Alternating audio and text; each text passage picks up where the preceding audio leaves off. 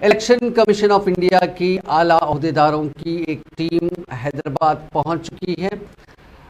اس وفد کی قیادت senior deputy election commissioner Dharmendra Sharma کر رہے ہیں اور ریاست میں آئندہ اسمبلی انتخابات کی تیاریوں کا جائزہ لیا جا رہا ہے۔ اس سلسلے میں حیدرآباد کے سہ روزہ دورے پر پہنچتے ہوئے اس ٹیم نے آج Marri Channa Reddy institute of human resources development میں district collectors, D G P, G H M C commissioner, Cyberabad, Rachakonda police commissioners کے ساتھ اجلاس منعقد کیا ہے۔